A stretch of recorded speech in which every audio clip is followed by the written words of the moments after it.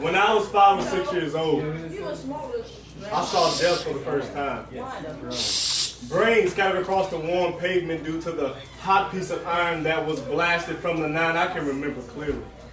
A white cloth laid across a lifeless corpse in the streets with a yellow caution tape blocking my entrance. I can remember. The high-speed chases and the looks on my family's faces when reality sunk in. I can remember the fear of a kid too ambitious to do right at his age and the rage he felt from frequently releasing his anger out on my face. Talk about the product of his environment. But what does that say about me? As the naive recipient of these experiences, so with the passing of each year, my fear grew near because I was considered too nice. And fight after fight, I tried to defend the essence of who I thought I was because it was the rite of passage into manhood. Mm-hmm. Manhood that I was taught could be attained from the natural connection with the woman. Or women, because the higher the number, the better my status, and I was desperate to be accepted.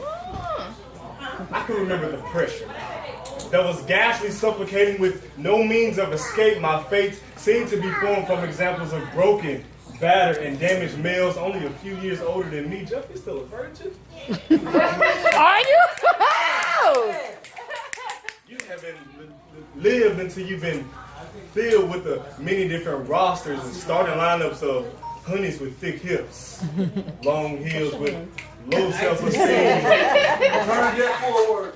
Yeah. Rewind.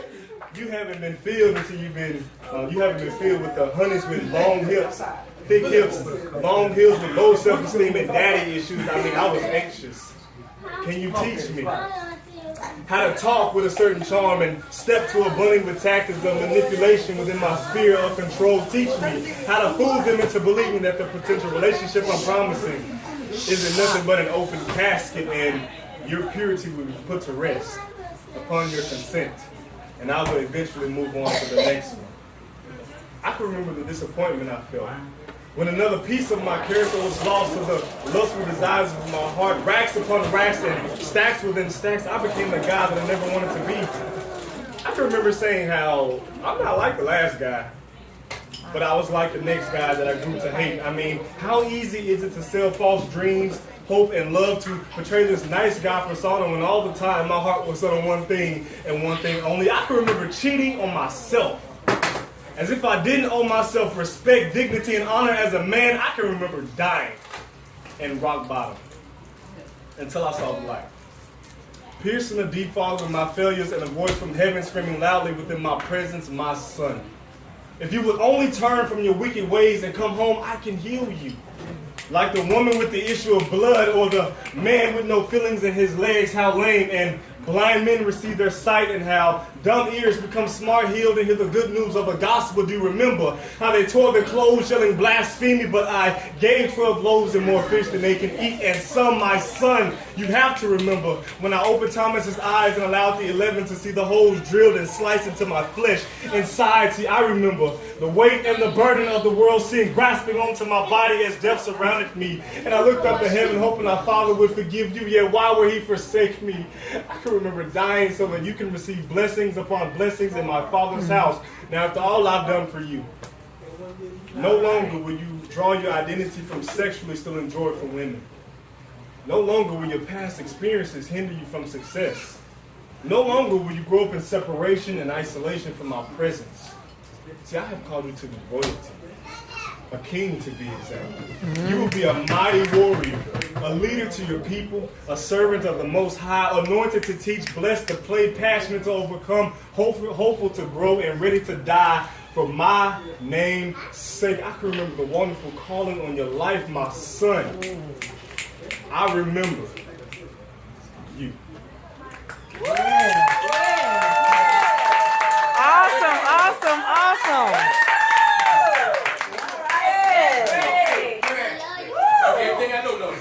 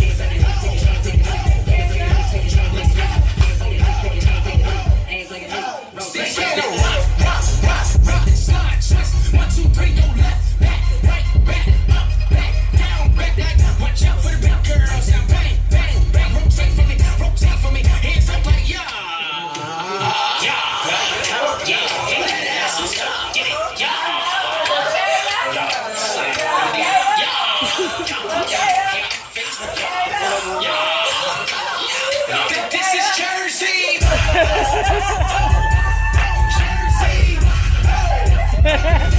job. Church on Sundays. Why y'all come here? All right, everybody.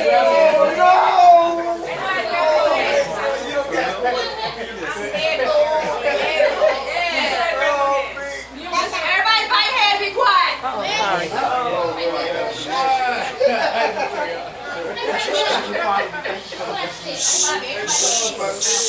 I'm not gonna be done.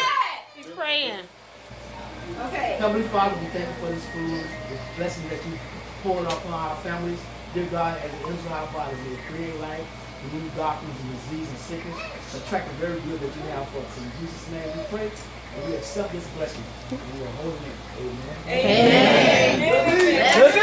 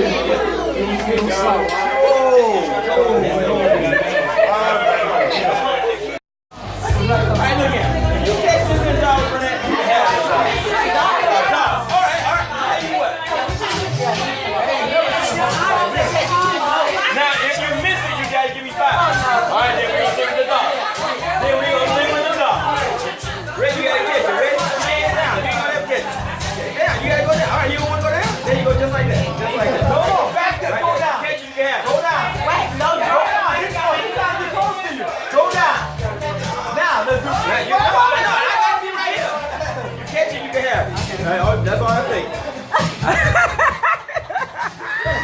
I'm gonna make sure I got. Hold on. I'm ready. Don't fall, Nisi.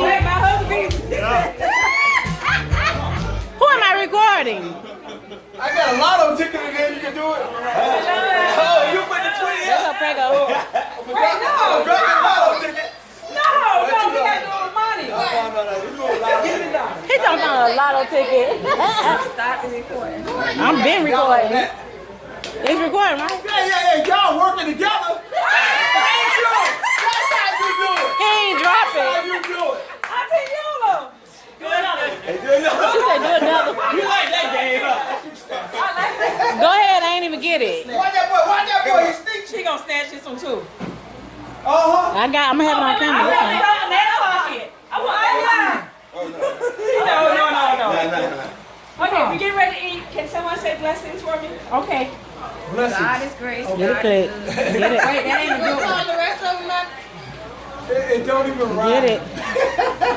I'm depending on you. Like that or like that? I don't know, but I'm depending on you to get it. Oh, you concentrate on my eyes. Don't pay him no attention.